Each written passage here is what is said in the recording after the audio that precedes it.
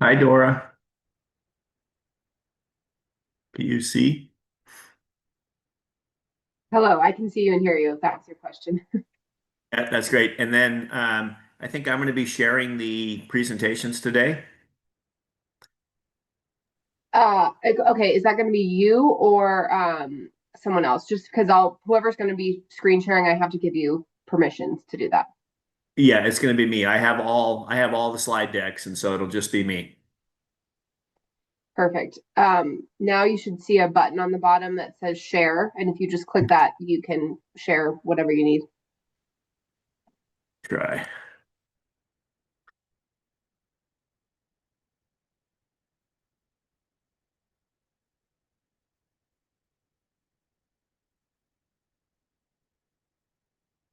I can see you. Oh, there we go. Now I can see it.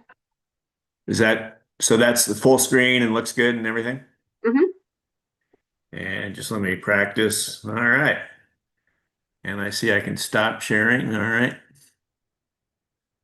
All right. That's what I wanted to check. Thank you so much. Of And course. and what's your name?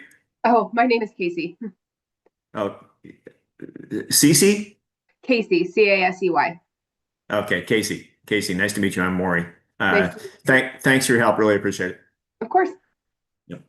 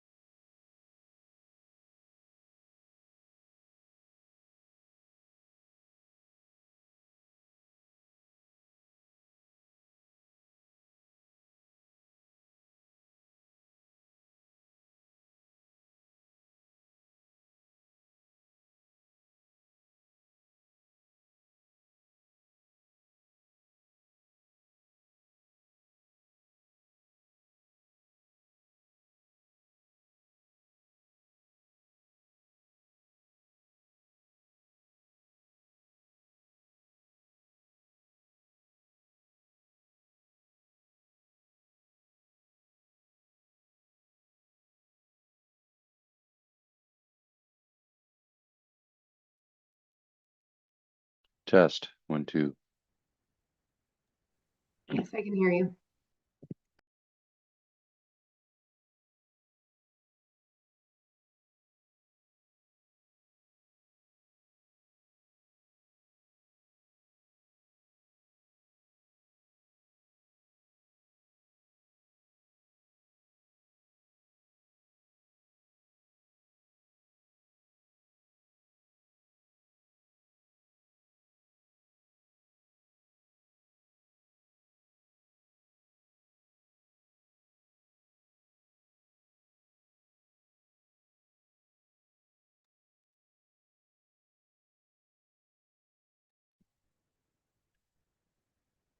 Good morning, Maury. Have a mic check. Tom, you're coming in loud and clear. Thank you. Good morning.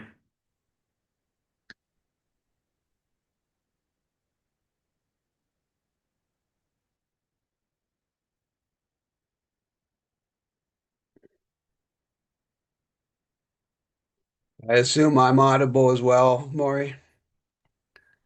Got you, Roger. Good morning. Good morning. Can you hear me too? You're coming in. You're coming in loud and strong, Mark. Thanks. Great when the technology works. Yeah.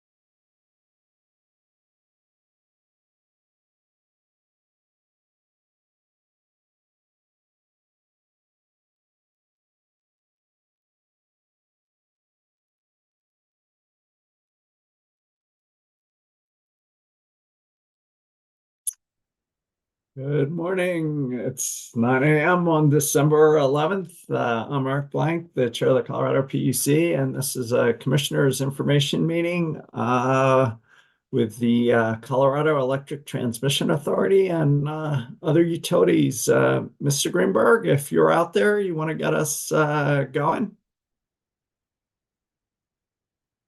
I am out there. Good morning, everyone. I hadn't really anticipated making any comments, so I think I'll just pass it right along to Sita and Maury Galbraith. I just want to say, looking forward to the conversation. And Maury, if you want to get us going, that'd be great. Well, let me see. Commissioner Gilman, Commissioner Plant, any preliminary remarks? No, good morning. Thanks to Mr. Greenberg for helping set this up and just look forward to the dialogue. So nothing else to add. Thanks. Commissioner Plant. Thanks. No initial comments. Just welcome to the CETA folks, and really look forward to hearing what you have to say. Right. With that, Maury, get us going. Thank you. Good morning, commissioners. It's good to see all three of you again. It's been a while. So really looking forward to today's discussion. I'm going to hand things over to Roger Freeman, who is a board member at CETA, and he's going to make some introductory remarks, and then he'll hand it back and we'll dive into the presentations. Roger, you want to kick things off? I'd be glad to. Thank you. Good morning, all. Roger Freeman here. I'm one of a 9-member board that we have at CETA. Where experienced, even venerable would be the term I might use. That's a high bar, Roger. I had to come up with something for you, Commissioner Blank. Yes, and Brian Lair, who and I serve on what's called the Transmission Planning Committee, which is particularly venerable and focuses on number of things, including the development and review and processing of the study that we're going to talk about in more detail. I won't speak for Ron, but you folks know me as a advocate for clean energy, environmental issues, and renewables for 40 years now, which is I think about as half as long as my father worked on these issues, who many of you knew. But this I isn't think about that's me. venerable. Yeah, talk about venerable. Yeah, I mean, this isn't about me. I promised Maury I'd keep this to 2 minutes, and I could probably spend the whole 2 minutes on my own passion. But I want to talk about CETA. I'm so gratified to be part of the board. We're clearly charged with trying to use transmission to advance the clean energy goals of the state, among many other things. And so as I was thinking about how to use my 2 minutes, I remembered a admonition from an old law professor, which was read the statute. And I did read our Enabling Act and found a particularly interesting provision that talks about what we're supposed to do as a seat of board.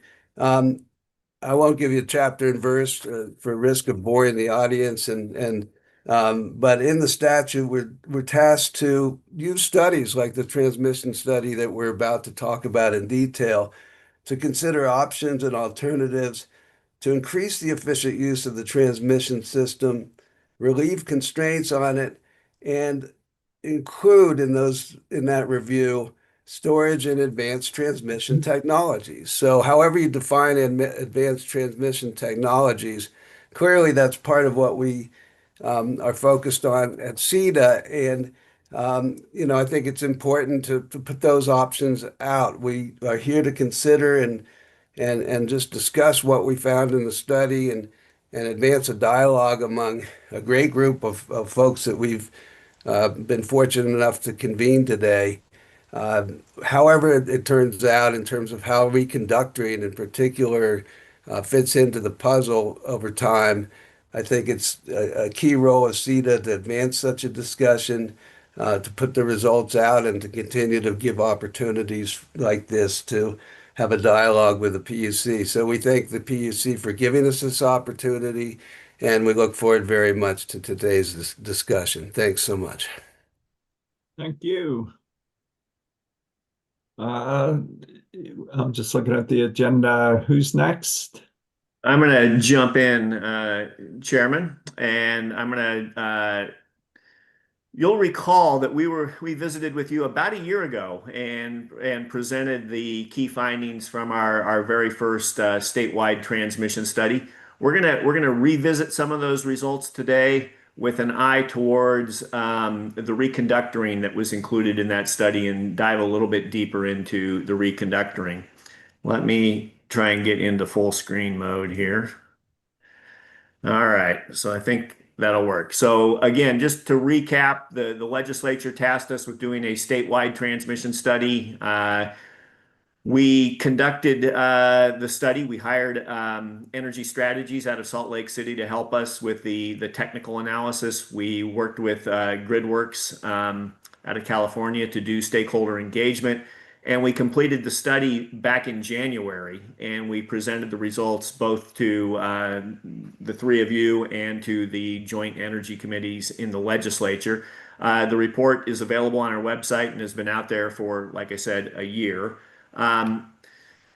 There's some key assumptions that drive the findings in the study. Load is one factor that the transmission build out is particularly sensitive to. We had a reference case load growth scenario that just assumed sort of business as usual, but we also included a scenario where we had high demand, where we had data centers being located in Colorado, and more electrification of transportation and other industries, and the transmission capacity needs were very sensitive to which load forecast you were looking at. The the transmission need was also sensitive to where you located the approximately 15 gigawatts of new renewable energy that Colorado will need by 2045 to achieve its clean energy goals. So in the map on the right, you see where we distributed all of that renewable energy in Colorado and assigned it to specific substations. You'll see that most of the wind is in eastern Colorado. The solar is in southern Colorado and western Colorado.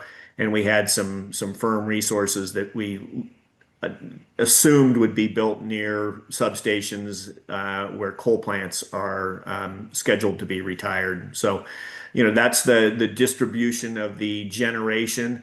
And then what you'll recall is that the existing transmission system is unable to handle the injection of that 15 gigawatts of new renewables. You start encountering some reliability issues, you start encountering some deliverability issues, and so additional transmission is needed to address those issues and help achieve those clean energy goals. The the bottom line number is that in the reference case portfolio, assuming that business as usual load growth, we'd need approximately $4.5 billion of transmission investment over the next 20 years just to maintain grid reliability and deliver that renewable energy to, that's the big statement of need. But I've highlighted in red one of the key findings from the study that we want to try to zero in on today, which was that approximately 80% of the needed transmission identified in the study can be addressed by upgrading existing infrastructure and leveraging existing rights of way. That's either rebuilding existing transmission lines where you take down the towers and the conductor and you put up new, larger, stronger towers and new advanced conductors and increase capacity that way. Or you just simply reconductor. So in the reconductoring scenario, you're using the existing towers, you're just putting up higher capacity conductor and getting capacity increases that way. So again, 80% of the needed transmission over the next 20 years was identified as potentially addressed by either rebuilding or reconductoring existing transmission. And so that was one of the key takeaways in the reference case scenario. When you looked at the high demand scenario, you saw much more transmission needed, almost a doubling of the overall investment over the next 20 years. But there's additional opportunities for reconductoring and rebuilding of transmission in this scenario as well. And so, that's why we're here today. We want to dive a little bit deeper into the reconductoring issue and try and share some things that we've learned as we've been sharing this study with others. There's the benefits of reconductoring seem pretty straightforward and commonsensical, right? You can get increased capacity, anywhere from a 50% increase to, in some cases, a doubling of the capacity just by putting up advanced conductors. You can get greater efficiency, which it means a reduction in line losses, and so that's important. You can get improved grid resilience and reliability, and this all comes at a much lower cost because you're not putting up new steel towers. You're just simply stringing advanced conductors.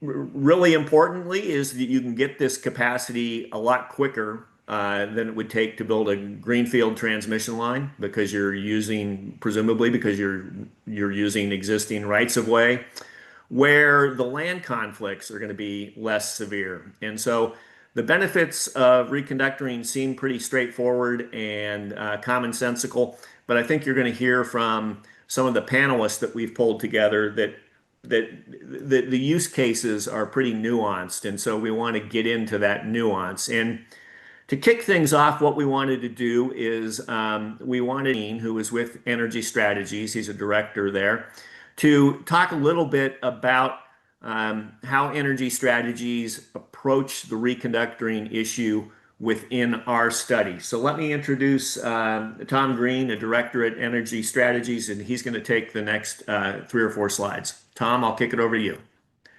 Thanks, Maureen. Thanks, Maureen, and good morning, commissioners. Glad to be here and have this conversation. Just to back up a little bit and to keep in the back of your mind, reconductoring, I think, is great, and it's a great alternative in some situations. But as we'll hear, from, I think, some of the utilities as well, it does have its limitations. So the previous slide talked about a lot of the benefits of reconductoring, but there are limits to what that can do. It doesn't always remove the need for new transmission. You still might need additional corridors, additional transmission for resilience. In some cases, it does beef up the resilience of the system. But what about for situations where loss of that line that you're reconductoring causes issues? Sometimes you need additional transmission for that. As the PSCO and tri-state folks may talk about, there's a lot of lines in Colorado that even if you touch them, to think about reconductoring, you might have to actually do the rebuilds because they're just aged structures. So it's great. It does have some limitations. So just kind of keep that in mind as we go forward and have these conversations. Just to give you a little bit of perspective about the study that we did, this was the intent of this was to do a longer term, and what we use this term holistic a lot, approach. And 20-year planning is starting to become more and more common, but a few years back, most of the planning done was really on the 10-year horizon. Even the 10-year horizon, you have to make a lot of assumptions as to what's going to be in place, especially in terms of resources. Kind of have an idea of the load growth, but as we've seen over the last few years, load growth is starting to ramp up, especially when you think about, adding data centers.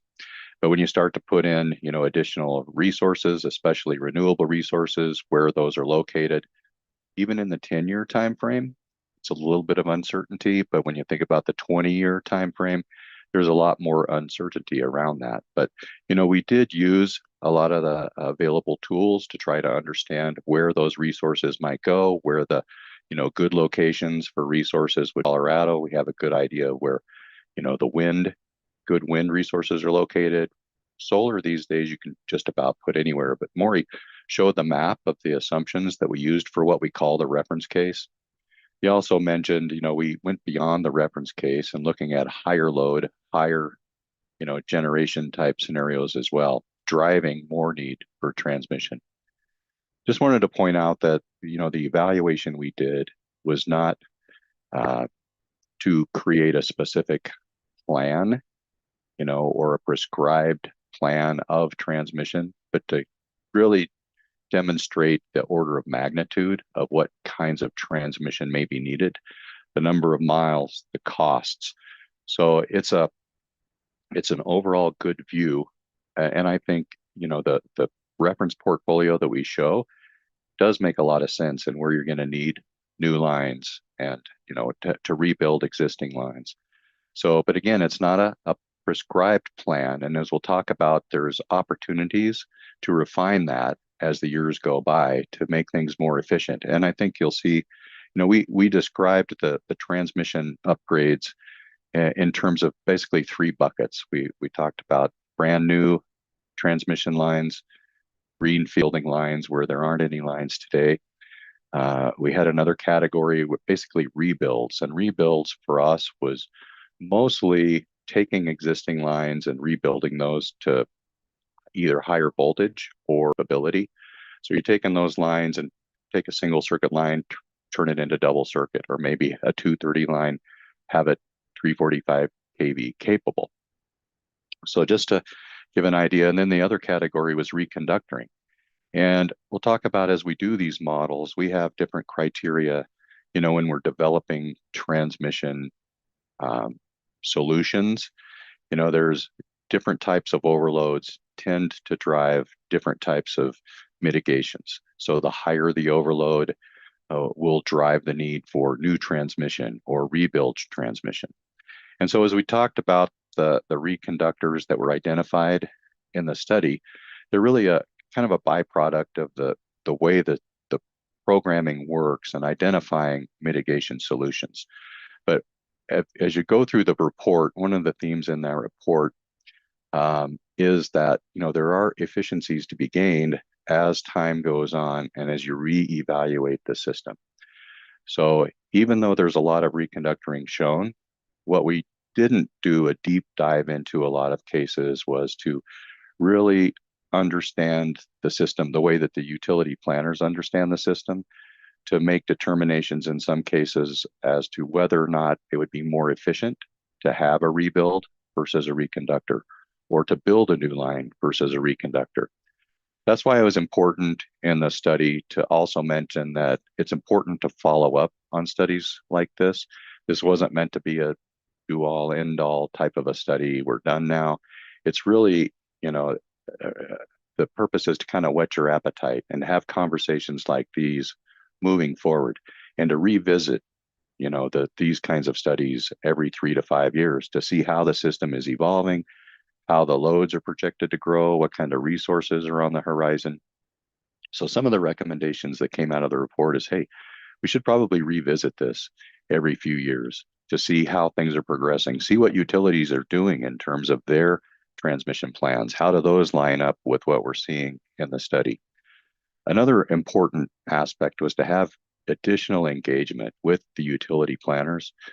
These are the folks that actually do this on a daily basis. They plan their systems, they understand the limitations, they are able to more easily understand what alternatives are available. And so I think it's really important that going forward that CETA, the commission, really engage with the planners and understand what they have going on.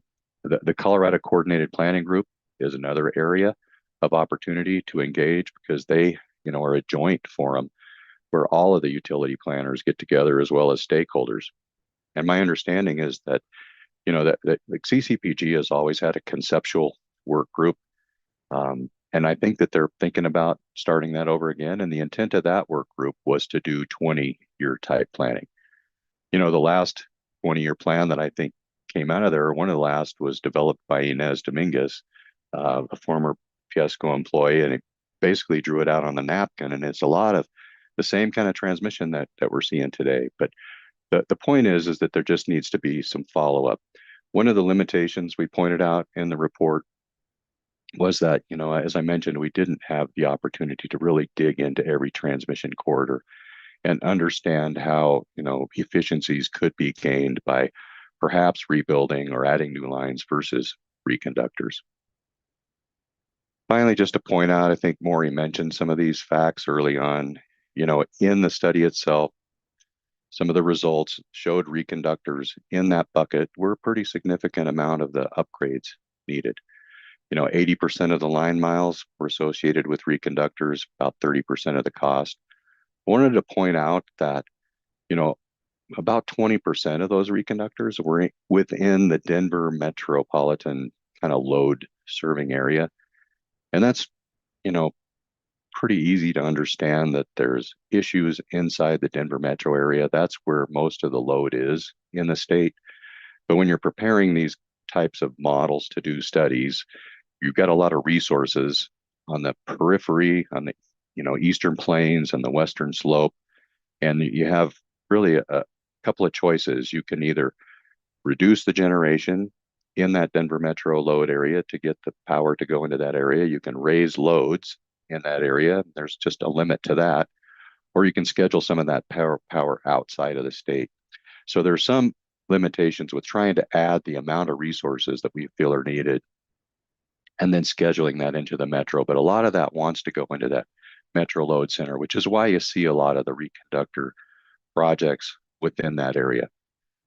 Again, one of the conclusions of the report is that these types of recommendations and portfolios, they are really prime for having further evaluation and moving forward year to year, understanding how utilities are being engaged, especially with reconductors, because when you're thinking about taking a line that belongs to a utility, putting a new, that's really in the utility purview.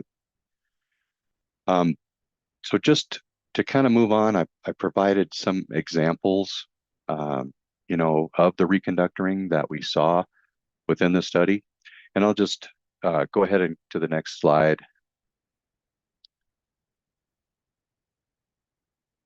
And just starting, as I've just been talking about, the Denver metro area.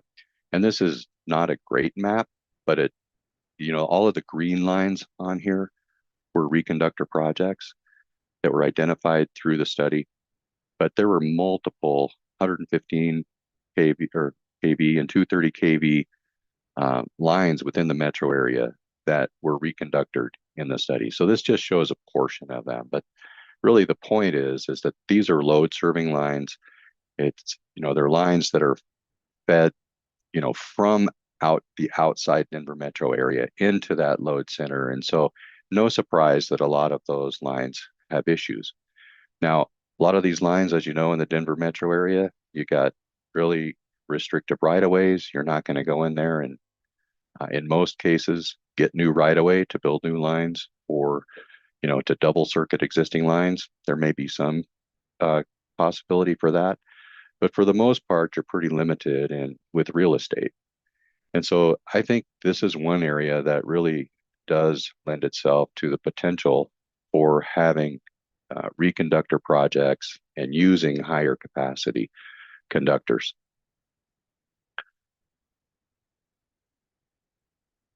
Speaking of the limitations, I think maybe I was seeing things, but I think I saw one of the CCPG work groups was actually thinking about the other option, you know, for reconductor is undergrounding lines. And, you know, that presents a whole new set of problems as well. But it looked like there was a joint task force in CCPG that's actually thinking about building some underground lines from Harvest Mile into the old Cherokee station.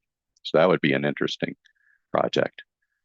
Just to show another one of the reconductor projects that came out of the study, this is an example of one of the 345 kV reconductors. And there, when you look at the tables in the study, most of the reconductor projects were 115 and 230 kV, but there was about 100 miles of 345 kV identified. And this is one of those. And this example is out on the Eastern Plains. I know the map is, you know, not great, but think about this is out towards the Burlington area. It was a line that's really from the Goose Creek substation, the Colorado Power Pathway, moving back to the west towards what's called the short grass. And so this is really the 345 kV line that was built out of Lyman to serve, you know, that whole short grass, Rush Creek, Cheyenne Ridge area. And it's a single circuit 345 kV line. And so as you think about looking towards 20 years from now, you know, that line starts to load up as you add more resources out on the Eastern Plains. Now, the dashed line here is one of the conceptual 345 kV lines that was identified through the, when Maury talked about how we did some sensitivities around even higher load and higher resources. So that's another 345 kV line conceptually that may be needed depending on resource development out there. But in the reference case, that 345 kV connection between Goose Creek and Shortgrass overloaded. And so, you know, in that time frame for the reference case, we identified that as being a candidate for a reconductor. Now, here's one where you could think about more efficiencies out there. You think about, you know, would we take that line and rebuild it to double circuit? Well, it's a pretty new line. Or would you think more along the lines of having a conceptual, the line showing there, another 345 out there? There's already getting to be a lot of 345 kV development out there, but so it's just one of those that you might consider as far as, you know, maybe there's more efficiencies to be gained here versus just reconductoring that line. And in the meantime, there's a lot of time to be thinking about that. You know, are the resources starting to occur on the eastern slope? What's really happening out there? What is the Colorado Power Pathway Is it starting to load up like, they envision it? And from what I've seen, you have a lot of interest now that the pathway is being planned out there. So there probably will be a lot of resource developed out there. Bottom line is that this is an example that really would be lend itself to further thoughts, not just write it in stone that this would be a reconductor for the future. The next slide is kind of a similar example, but here we have, this is the path between the western slope of Colorado and the Front Range. And what's shown here is really just a path between Montrose and Poncha. Between Poncha and the Front Range, we know if you're going to put resources in the San Luis Valley, they got to get up to Poncha, and you need transmission over to the Front Range. So that one wasn't as much of an issue for reconductoring. We know we need new transmission there. But there's a single 230 kV line and a 115 kV line, basically between Montrose and that Poncha area. This was identified as a candidate for reconductor in the reference case. The reference case, we didn't model as many resources on the western slope as we did for some of the higher load sensitivities. But when you think about the western slope maybe being ripe for additional new resources, that's why you see the dashed conceptual 345 kV line there. So would you go in and reconductor the existing 115 and 230 kV lines, or maybe think about a rebuild of those lines to be 345 kV capable, or maybe even a new line? This is one of those areas where there's not a lot of lines from the western slope to the Front Range. Those lines are sometimes referred to as Tote 5. It's at the path of the lines that cross between the western slope and the Front Range. And why aren't there a lot of lines? Well, for one, there hasn't been a lot of resources over there other than like Craig, Hayden up in the northwest. But there's also the matter of the Continental Divide and a lot of nice rivers flowing through that area. But eventually, if you think about, new resources being on the western slope, something needs to be done. Maybe these lines are candidates for reconductor. Maybe they're candidates for rebuilds. But the bottom line is that, that take that bucket of reconductors and just think about it as not, these are all of the reconductors that have to be done. But this is really an opportunity for the utilities, especially, to think about the future and what are the best ways to improve these transfer paths in these areas that have been identified through the 20-year studies. So that's what I just wanted to give a little bit of perspective on the study work, what it was intended to do, what are the intentions are, and some follow-up that we feel would be necessary in moving forward. I think there's, good opportunities for reconductoring, but there's also good opportunities for thinking about what's the best efficient method for mitigating those future issues.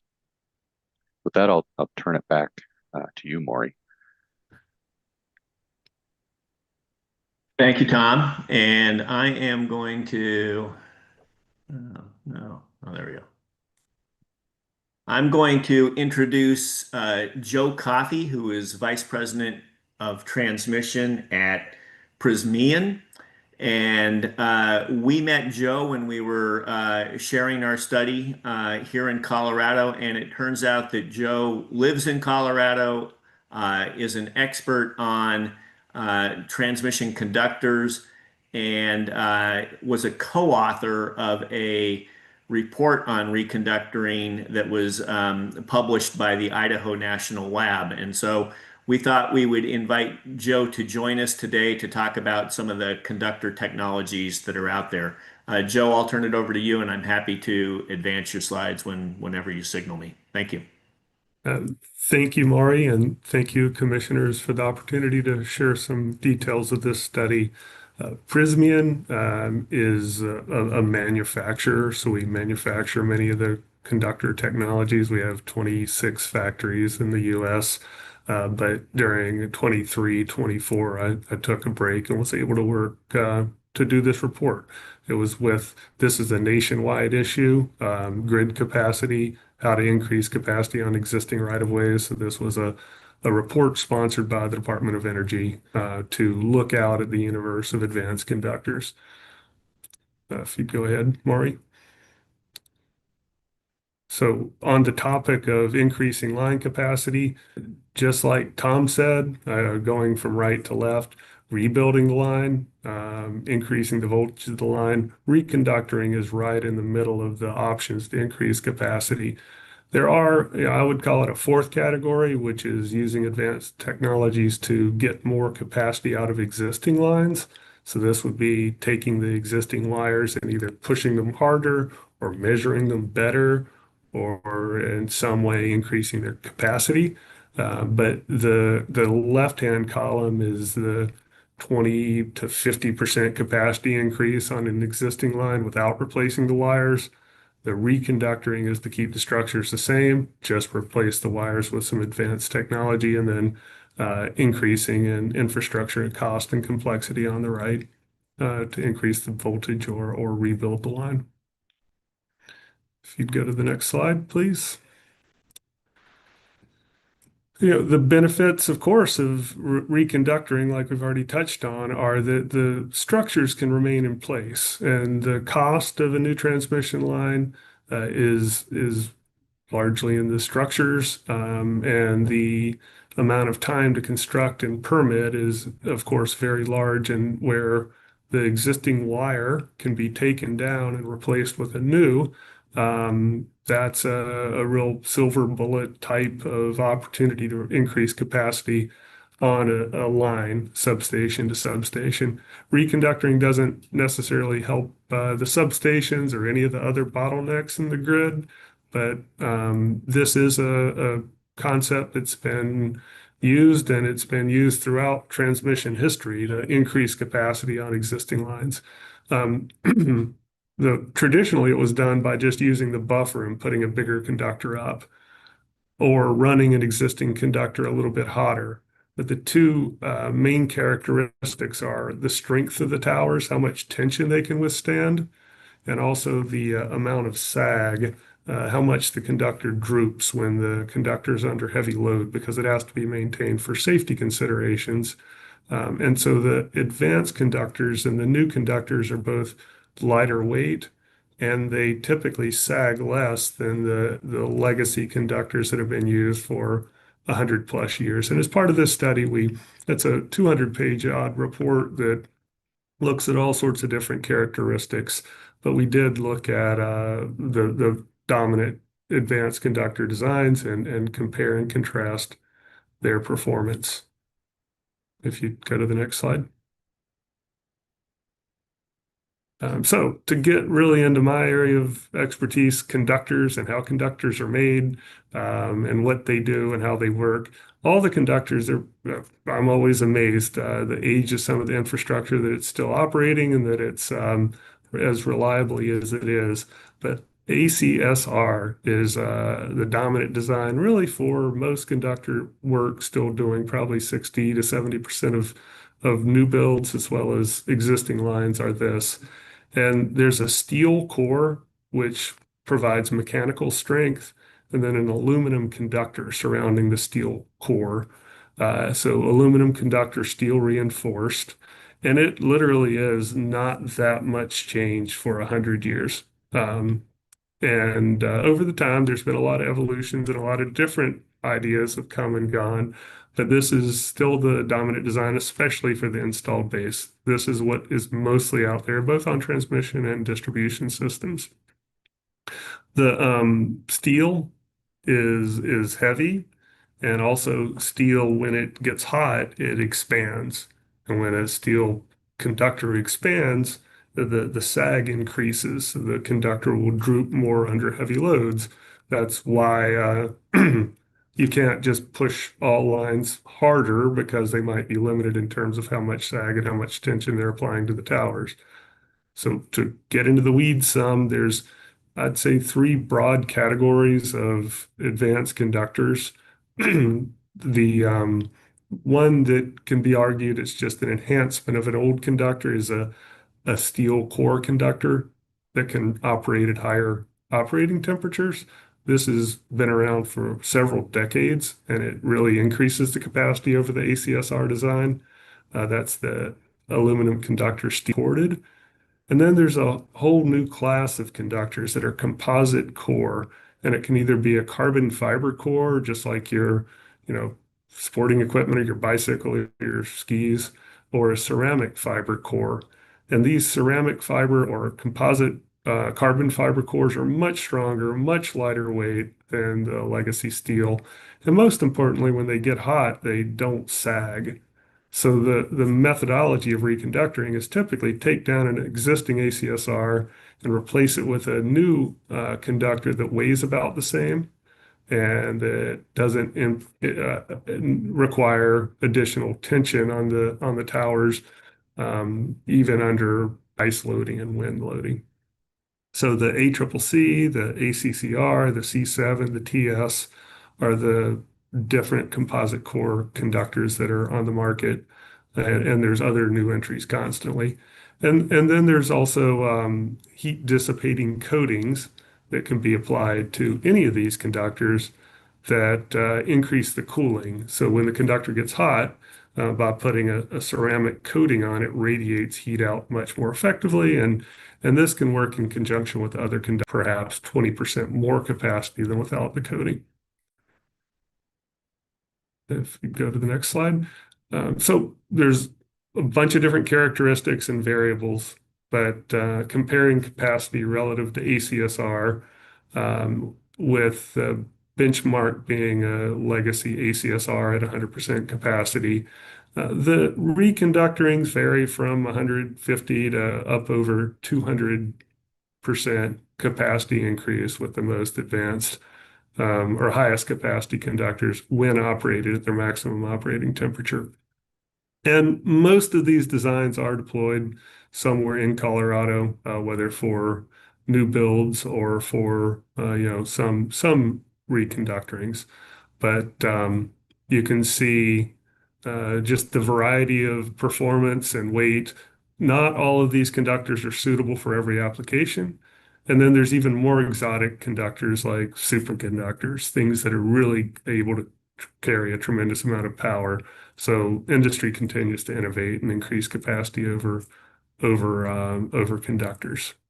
The one point I want to make on this is that there is a relatively large installed base of ACSS type conductors, and where a existing line is a high temperature conductor already, the opportunity for reconductoring will be less because the capacity increase, it's really where you start. If you're starting with a high capacity conductor already, you're not going to increase the capacity by much. The next slide, please. Efficiency increases are real because the conductors use both more conductive alloys. The metal itself can carry power with lower losses. And also because the core itself is smaller and lighter weight, you can pack more aluminum into the same size. However, efficiency is relative to how the conductor is being operated. And you can see pretty substantial efficiency gains at a room temperature, day-to-day operating temperature, up to 25% efficiency gains. However, on the next slide, these are high temperature conductors, and ACSR operates at around 100 degrees Celsius, 200 degrees. These high temperature conductors can operate at 300, 400 degrees Fahrenheit. So when you're pushing a conductor harder, it runs hotter, and that energy has to come from somewhere. So the efficiency gains are when the conductor is operating at its normal operating temperature, not when you're pushing it to its max. So when the conductors are running harder and running hotter, the efficiency gains are more modest for the most advanced conductors, and also for the steel core legacy conductors, actually, they're less efficient. So it's another part of the equation to look at efficiency of what's being used. Next slide. And so this study looked at a variety of reasons that we've somewhat touched on, but that reconductoring might not be ideal. And as Tom mentioned, first of all, if you've got 70-year-old wooden poles in a fire-prone area, might not be the best opportunity to go back and put up new conductor on top of those. It needs to be replaced. There are lots of lines that are not thermally limited. Reconductoring only happens and only fixes the thermal limits point A to point B. And either because of voltage or length or other constraints in the grid, reconductoring may not be the bottleneck if it's not a thermal capacity of the existing wire. As I mentioned before, if high temperature conductors are already installed, you will not likely get any benefit or as much benefit. And then, of course, as mentioned already, the rebuild required where you need more capacity than reconductoring can offer. And so the 117,000 miles was identified nationwide out of 600,000 miles of existing transmission coast to coast. But thanks again for the opportunity to present and share. Thank you, Joe. And so now on the agenda, we're going to turn to get some utility perspectives. We're going to start with Tri-State, and we have John Fidrich, who is their transmission planning manager. So John, I'm going to turn it over to you, and I'll get your slides up here as soon as I can navigate. Take it away, John.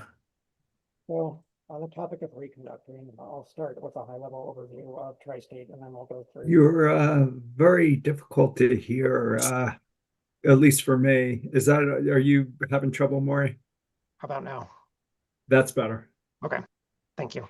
So we'll go over a high-level overview of Tri-State, and then we'll go through some of the talking points that I collected for this specific presentation. So on the next slide is a little bit of a high-level overview. So Tri-State was incorporated in 1952 as a G&T cooperative operating on a not-for-profit basis. And our mission really is to provide our members a reliable, affordable, and responsible supply of electricity in accordance with the cooperative principles. We have a 40-plus member board of directors, and we, through our members, have a 200,000 square mile service territory. And we own and operate roughly 6,000 miles of transmission line. So there's good opportunities for considering reconductoring as a potential avenue for improvements. On the next slide. Reconductoring. So we've kind of heard already to this point that it's the process of replacing existing transmission line conductors with higher capacity conductors on the same towers and rights of way. It's really intended to increase capacity and improve efficiency without building new transmission corridors. To this point, we've kind of heard that loss reduction is somewhere between 25 to 40% in terms of line losses. So that's an efficiency improvement. It's potentially faster in terms of deployment and avoids lengthy permitting processes for new corridors, and it can generally be completed in months to a couple years. In terms of environmental and land use, it uses existing rights of way, reducing land impacts and permitting challenges. And then in terms of reliability and resilience, it can improve clearance, it can reduce sag, and it tends to help at least attempt to mitigate some of the wildfire risk. I think in the CETA report, they point out that reconductoring really is a cost-effective fast-track solution for grid modernization in terms of boosting capacity, cutting losses, and supporting clean energy goals. I think it's important to mention at this point, this is only about one tool in the toolbox in terms of transmission planning and in the toolbox of utilities when considering how to best address multiple needs drivers, specifically looking at resiliency, generation interconnection, load serving capabilities, and then economic congestion. So on the next slide, this is kind of an overview of reconductoring for losses and the reduction that's associated with that. So there's a list of assumptions that I put together. So if we assume that energy is roughly $50 per megawatt and line loading is comparable from a 2026 perspective. So these cases are developed in the Western Interconnection. This is reflective of a summer scenario based on what we believe will be in service and energized next year. And so assuming that line loading is constant across all hours of the years, and then a reduction in resistance of approximately 25% reflective of the improvements that we would expect with reconductoring for some of these newer improved conductors. So I took 3 line examples. The first one is a 345 kV line. It's about 110 miles in length. For the change in losses, you'll see roughly a 2 megawatt reduction, but the cost to rebuild based on the MISO cost estimating guide that I provided a link to below is roughly $85 million. The payback on that, if we are just reconductoring for the one driver in terms of losses reduction and efficiency, would be roughly 95 years. On a 230 line, so that's line number 2, that's our second example. For a shorter line of 12 miles in length, the change in losses would be roughly 0.3 megawatts and at a cost of $5.8 million. And if we're only doing this for efficiency gains, it would be 44 years. So all of this is close to or it exceeds the length of time that you would typically expect for a transmission line to be in service before it would need to be reconstructed, either pole replacements or more. And then the last line is our third line example is a 115 kV line that exists in Colorado. It's roughly 8.5 miles in length.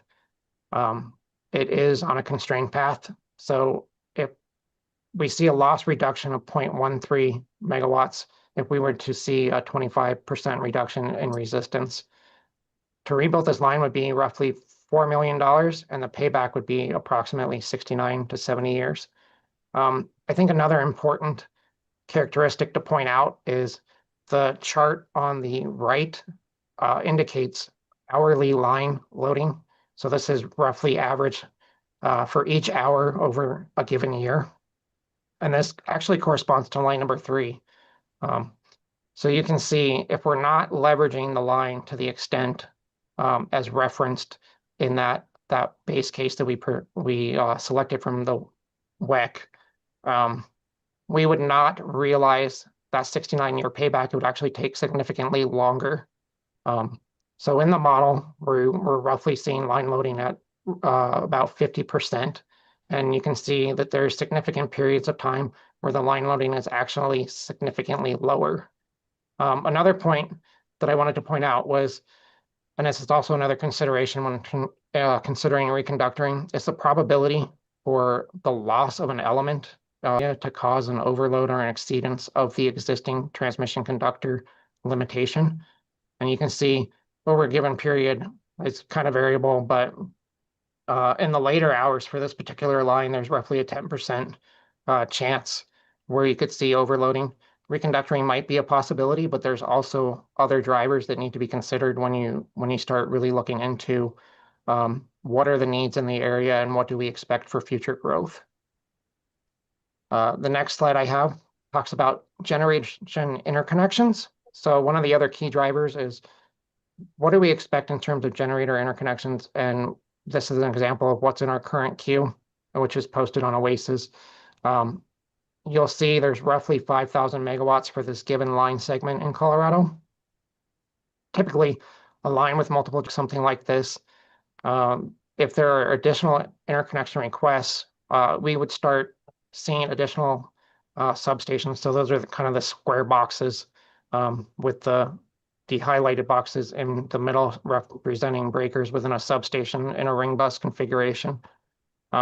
If you start introducing additional generation on this line, the ability to leverage topology optimization or some of the other advanced technologies or advanced processes that we could really use, which we leverage today in terms of operations, real time to address reliability and maintain service, you start hampering yourself on the ability to use these tools. Double circuit is not always an option, and it's not a request. Specifically, if you are in a fire-prone area and you're talking about double circuiting an existing corridor, does that pose a challenge in terms of being able to keep the lights on at the end of the day? So next slide. So key considerations there's capacity and performance. So reconductoring is really best when existing right-of-way and structures can support higher ampacity conductors. Examples were given in the previous presentation, such as ACSS, the carbon core, and then high temperature conductors. It really has limited ability to increase voltage or add circuits. It doesn't really resolve contingency or outage needs on some paths. So when you start talking about the reliability aspects, reconductoring might not be the solution. It doesn't solve that contingency need. It really, the only thing at this point is it a double circuit structure that I can include and address this limitation? Or do I need some kind of a new transmission corridor in order to sufficiently resolve my limitation in that area? Next category really is rebuilding. It allows for upgrading structures for higher voltage. So larger bundles, additional wires, you can have 2 wires in a bundle or more, or is it a double circuit configuration? So circuit on either side of the tower. And it can improve clearances and reliability. And it's really accomplished through the inclusion of new structures and replacing those ones that exist today. And then lastly is new build. So it's needed when existing corridor can't meet future load growth or the future growth in terms of generator interconnection requests, or specifically some of these high impact loads that we see wanting to interconnect.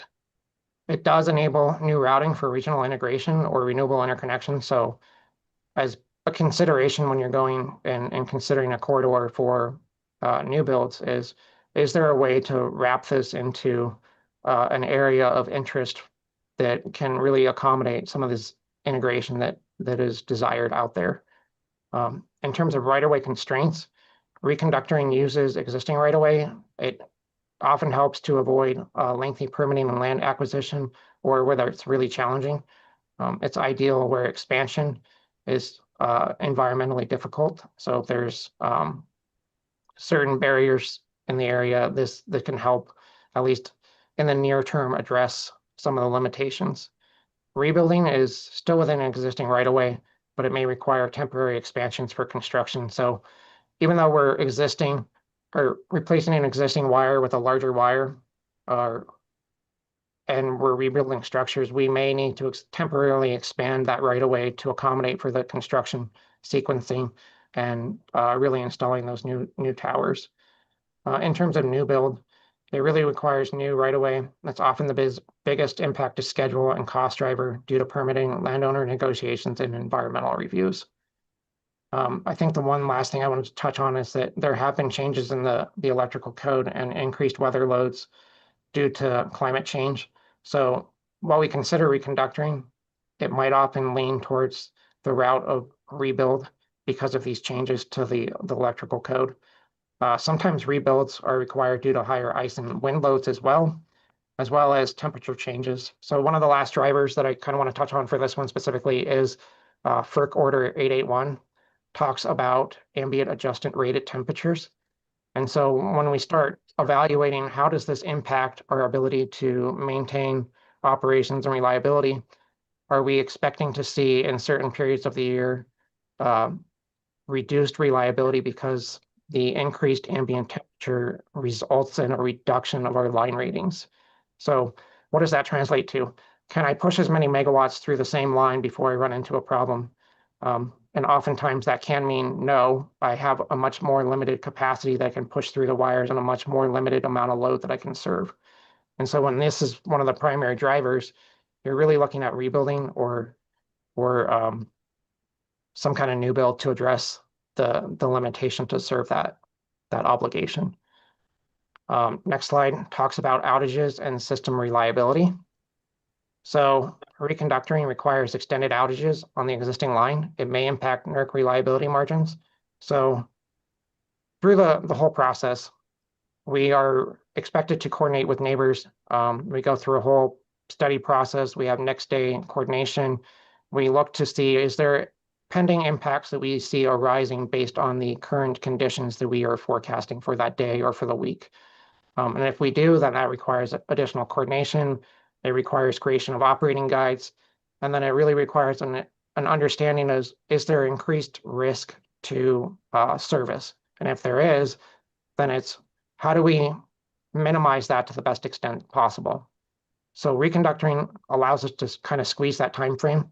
Whereas if we were looking at rebuilding, it still has the same challenges, but it's often much longer in duration.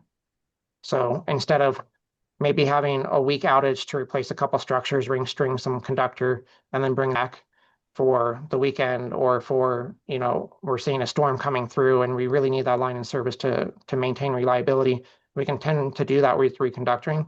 But with rebuilding, that's not really an option. New building, we can pretty much accommodate all of that. It can be constructed and energized before retiring the old line, and it does minimize outage risk. And this is especially important during some storms and other times of year when you have high load demand. Structural integrity talks about reconductoring. It's only feasible if the towers and foundations can handle new conductor weight, tension, and the ice and wind loads. It doesn't really work for end of life or overstressed towers today. Rebuilding replaces aging structures. It improves reliability and compliance with modern codes. It's that opportunity to go back in and refresh everything. And then new build is full design flexibility for modern standards and future expansion.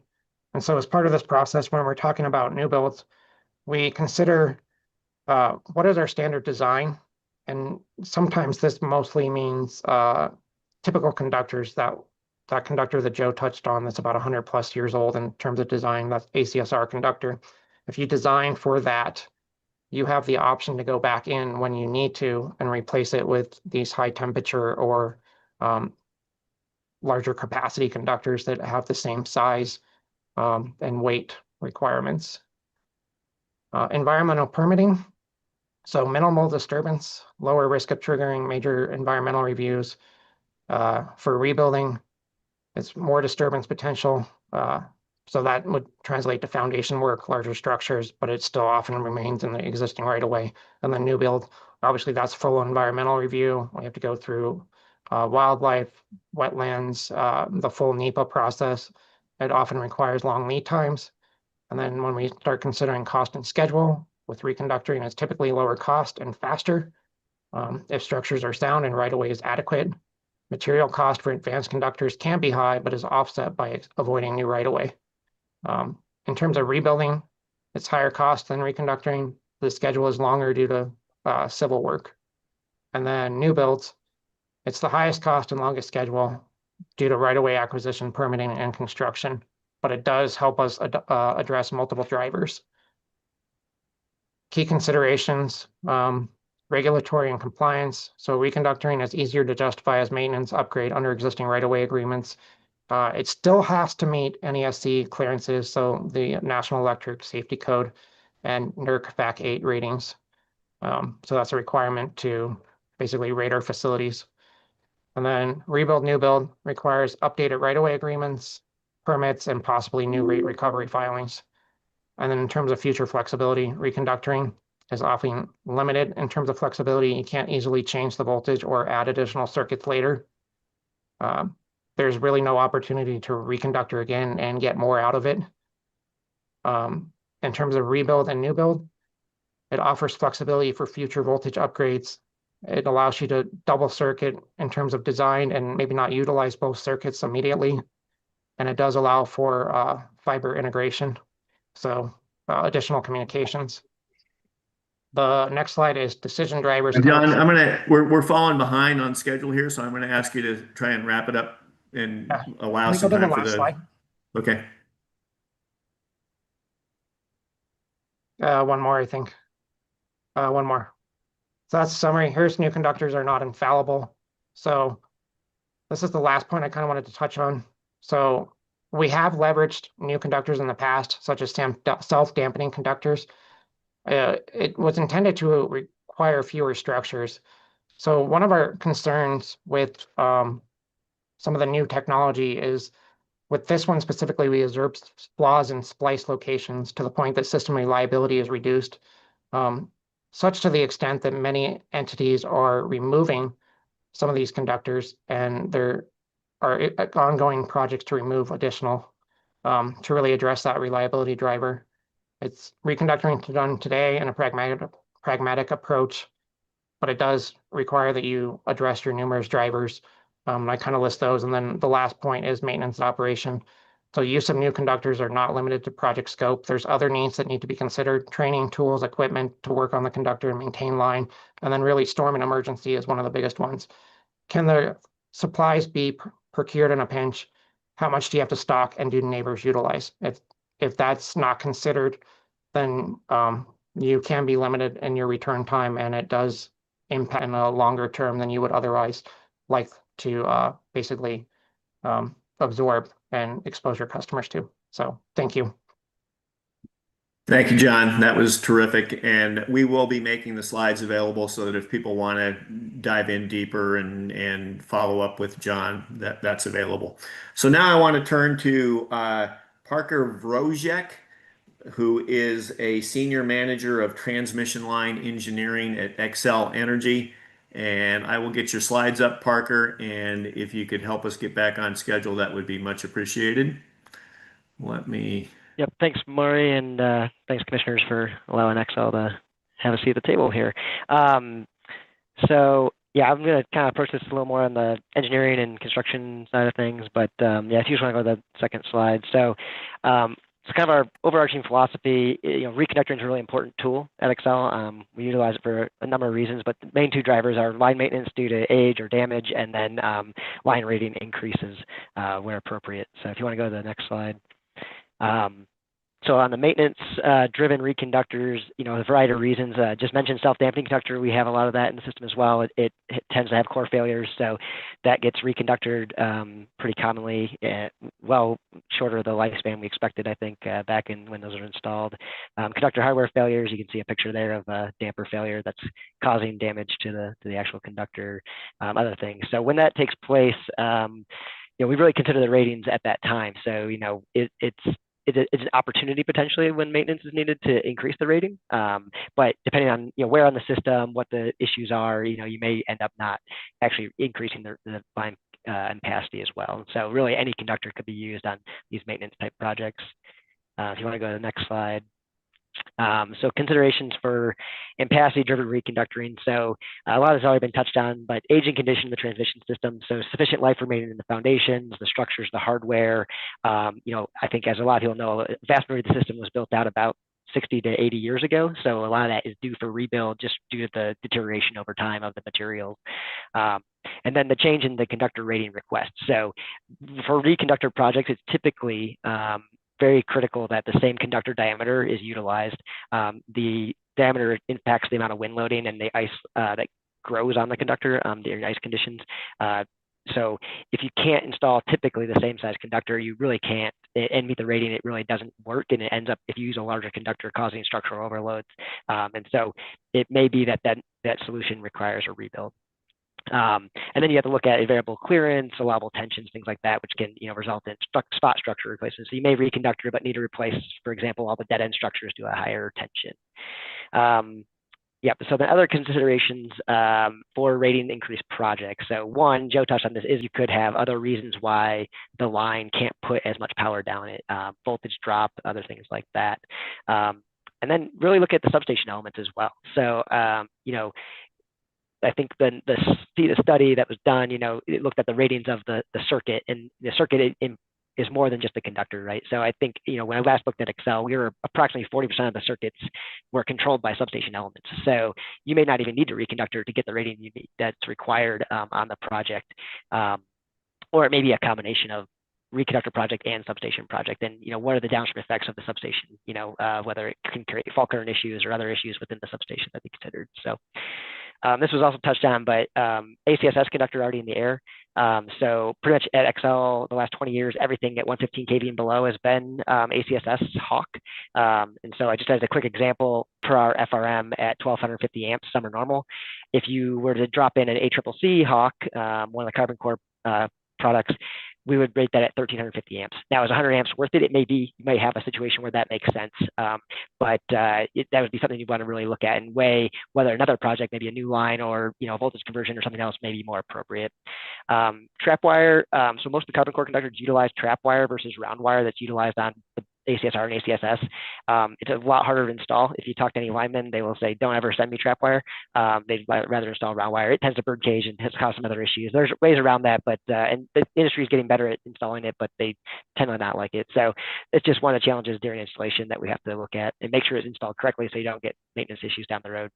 Outages and maintenance concerns. So the more ampacity on more limited paths makes future outage and future maintenance work even more difficult. We're already seeing significant challenges across the industry, not just at XL and not just in PSCO, of getting lines out to do maintenance work, whether it's even just an insulator replacement or a structured change out or things like that, let alone full rebuilds that can take months long.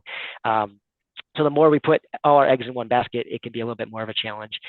So that's something that we'd like to consider, new lines along with reconductors is a holistic picture, kind of like was mentioned by Tom, is really important to the overall operation of the grid. And then the last thing is a Colorado specific issue is around the magnetic field effects and the 150 milligauss per avoidance limit. So typically on these reconductor projects, we're driving the ampacity to double what is out there, which more or less doubles the magnetic field effects. And so we're seeing a lot of projects that we're working on are in excess of that 150 level. And so the state and the commission, I think, has to consider what that means, long term as we push for more reconductors and putting more ampacity down the same right of ways. And then if you go to the last slide, I wanted to give a quick recent examples of some reconductor projects we did. So first one is a self-damping reconductor. So that was about 5 miles of a 40-mile long circuit. So we the rest of it had the same ACSR non-self-damping, so we put ACSR up, just as an example of utilizing a traditional conductor. We had a 954 ACSR reconductor with ACSS to support industrial customer load. We have an upcoming project that's going to take down the 1272 ACSR and put up the ACCC carbon core. And then, an example, the last one is a 477 ACSR that ended up being a rebuild. The ampacity request was so large that you couldn't put in a drop-in replacement. So it's driven a full rebuild that line to get the ampacity. So hopefully I helped you a little bit back on track, Murray. That's all I had. Thanks. Thank you, Parker. Great job. Thank you for the examples of projects. Really appreciate that. Now we're going to turn to Mark Gabriel, who is President and Chief Executive Officer at United Power. Mark, take it away. Great, thank you. I'll also try to catch up on some of the time, and I have no slides, so people may be happier about that. There's kind of 3 quick points that I wanted to make today. First, concerning the technology, I know it works. I was at the Electric Power Research Institute 20 years ago, where much of this technology was pioneered. I'm confident in any of the selection that is picked there. And also during my time as CEO of the Western Area Power Administration, we reconducted a number of lines. So I don't think there's a question regarding the technology. I do question whether reconductoring is the only solution, given that generally grid enhancing technologies are far more than just replacing the wires. There's a whole series of technologies, dynamic thermal circuit rating, that really makes a lot of sense, better sensing, better activities that can go on the transmission system itself. So it's not just about replacing the wire, but it's actually getting greater throughput and managing it. So I'm 100% behind the technology. The second issue, however, is practicality and system impacts. Reconductoring used in a judicious manner in a limited scope makes perfect sense. Not every wire needs to be increased in size. Not every wire, quite frankly, is a de facto way of serving the increasing transmission needs that many of us have had. And in fact, location matters. There needs to be precision in the decision of which wires get reconducted. And it's important also just on a practical basis. Simply expanding one transmission line has all sorts of cascade and cost effects on another. At WAPA, we reconducted a line in North Dakota, which made perfect sense on paper. But the reality was a number of the downstream small co-ops and municipal entities were negatively impacted because it required changing out transformers, changing out reclosers, and reconfiguring the system moving down. In that case, we went from a 230 line to a 345 with the latest technology, and it ended up costing hundreds of thousands of dollars to the entities at the end of those lines. So it's not just opening the pipe, having more flow, and everybody's happy. There are real cascade impacts that have to happen or that occur, and it's serious cost to that. And so any implication of simply opening up the pipe, pouring more electrons through it, and that's the perfect answer. I don't believe that that's the case.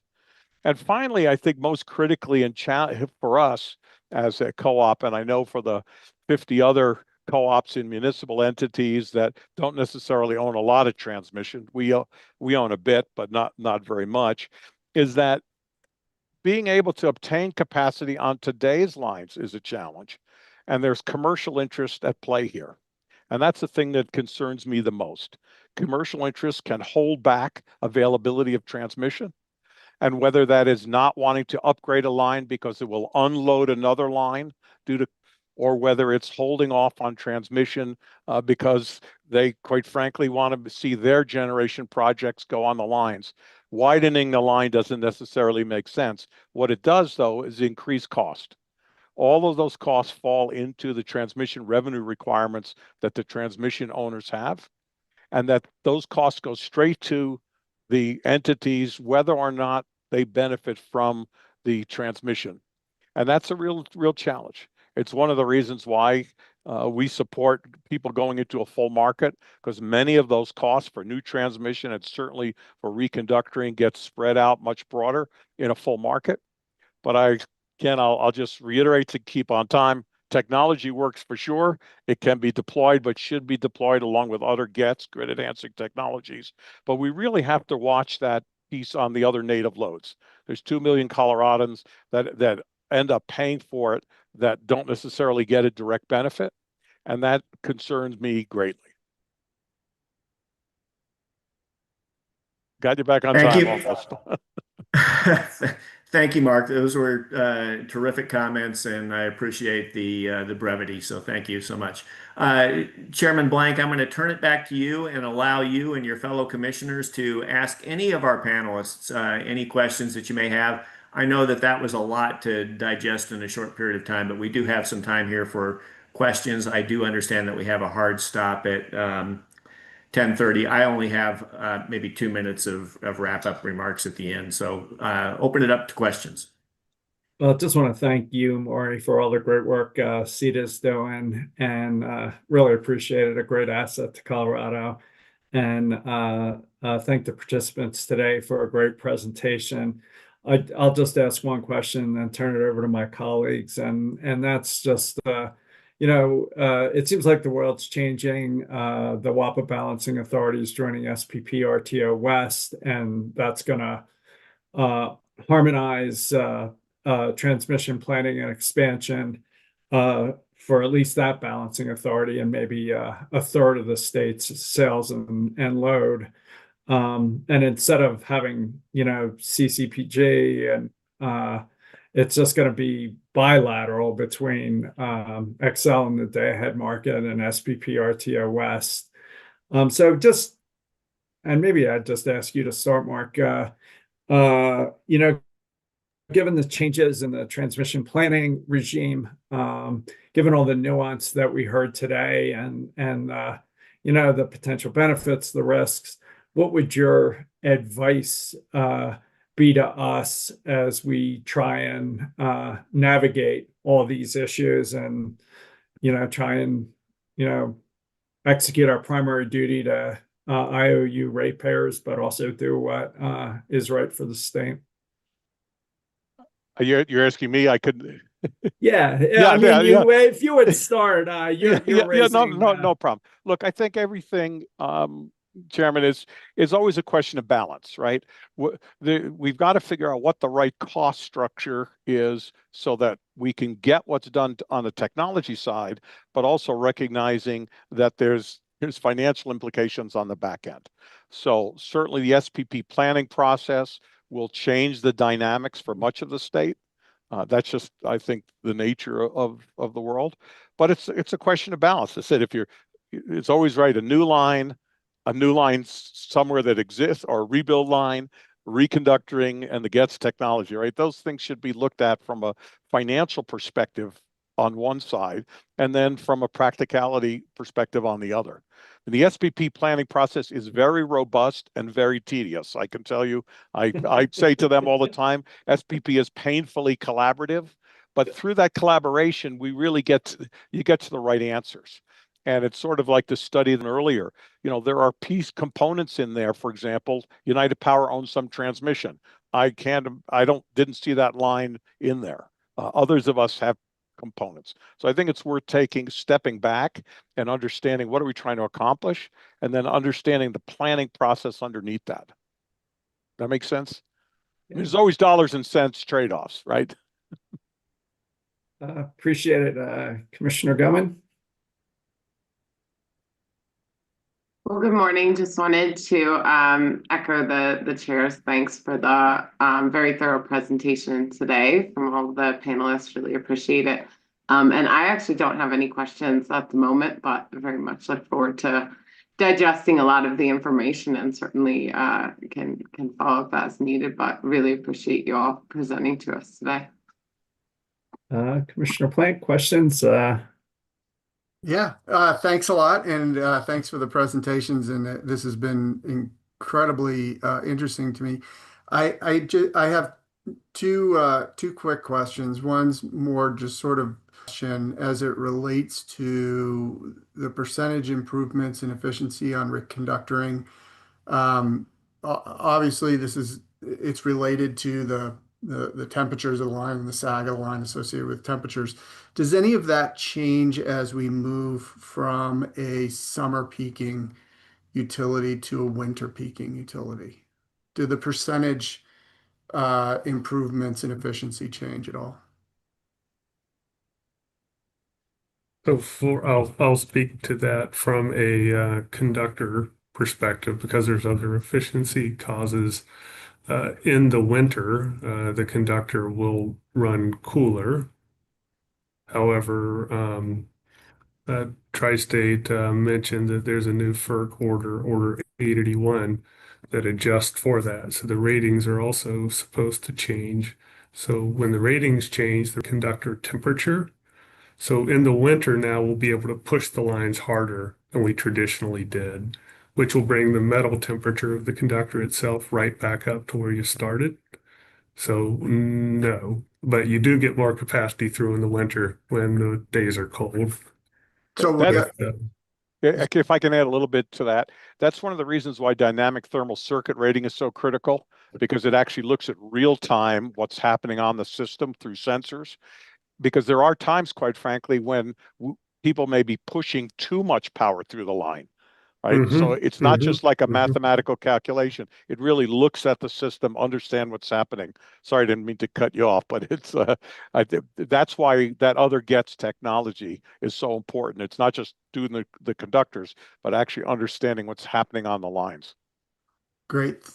Thank you for that. I appreciate it. The other question I had was just, one of the things that we struggle with at the commission is, we tend to look at resource plans from the perspective of the resource, the generation resource, and then, the cost of the transmission needed to bring that generation to load sort of comes in after the fact, after all approvals have been done, and then we see what that price is.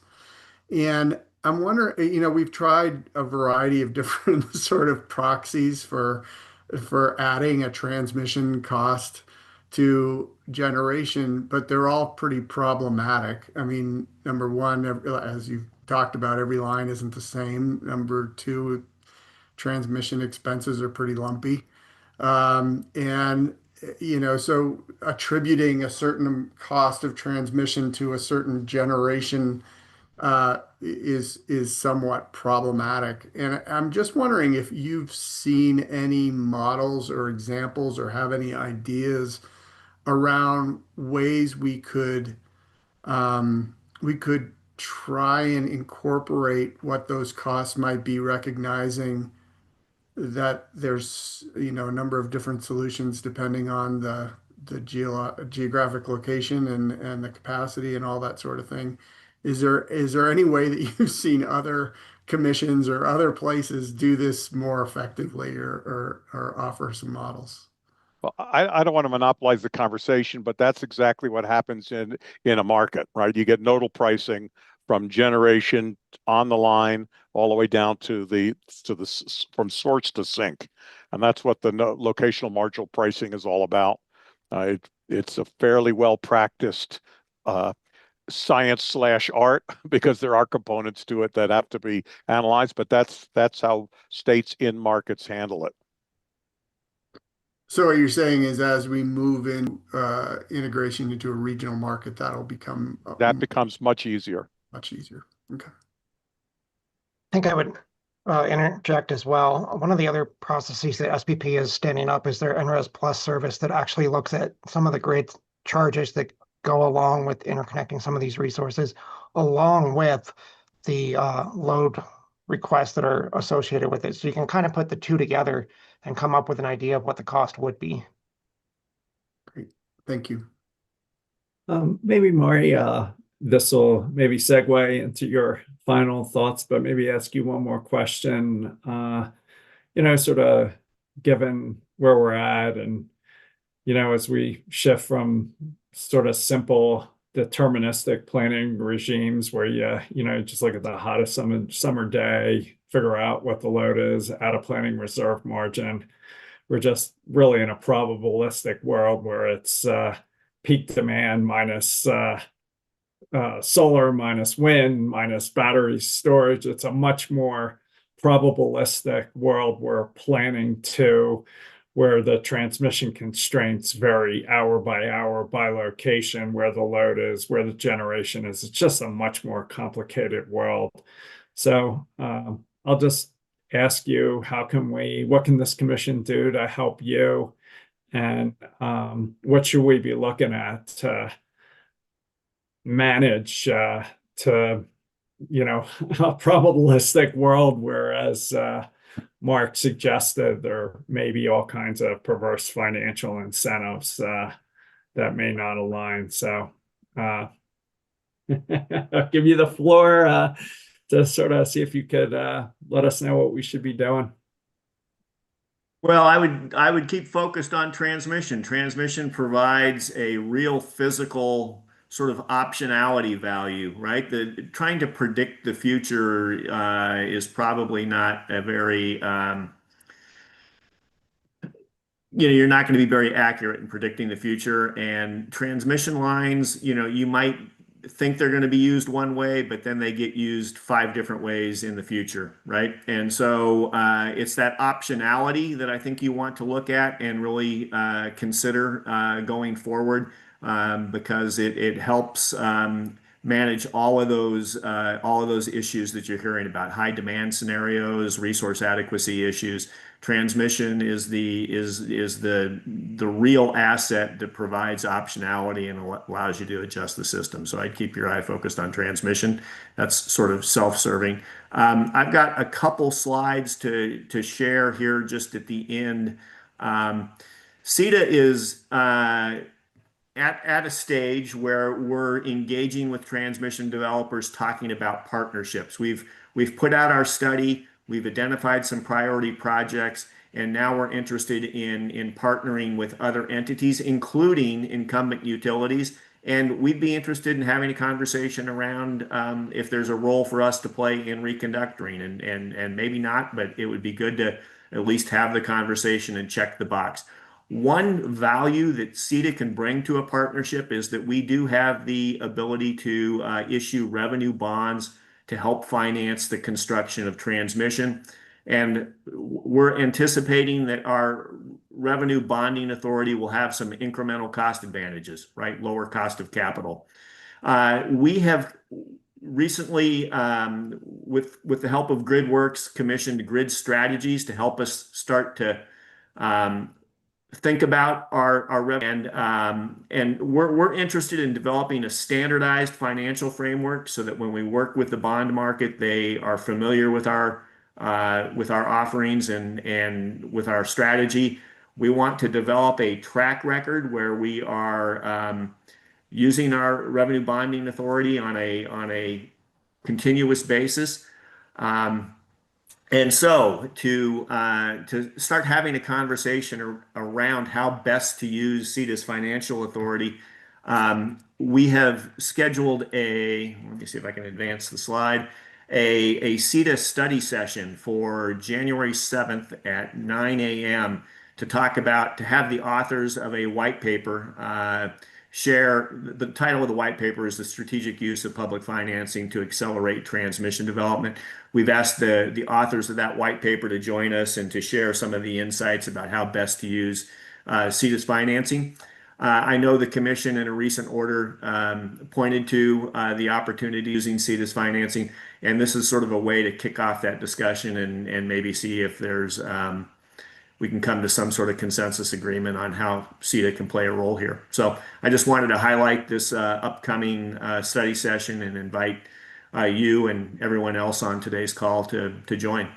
So with that, Chair Blank, I think unless you have additional questions for myself or CEDA or any of the other panelists. Maury, I see Roger, you want to chime in? Go ahead, Roger. Sure, we got 2 more minutes. I won't use them all. I want to thank everyone for their participation on behalf of the board and Chairman Blank. I just wanted to say in response to your question about where the PUC might continue to be involved in this. Obviously, the utilities have their own very effective ways of communicating about all the different projects that are successfully being used in reconductoring. In some cases, the PUC has asked for reporting back, on a periodic basis about specific topics. I'm not sure reconductoring, would be one of those, but it would be important, I think, to continue to share the very successful reconductoring projects that are being used, so we continue to pick the low-hanging fruit, and CEDA would be, glad to be involved in any way to help facilitate those types of conversations. My dad used to say the perfect is the enemy of the good, and there is no perfect solution. We have a lot of good examples that we've shared today, and so we hope that this conversation helps facilitate future conversations. 2 minutes left. Thank you. Well, I'll jump in and just thank you all for a great conversation. Appreciate all the work you're doing.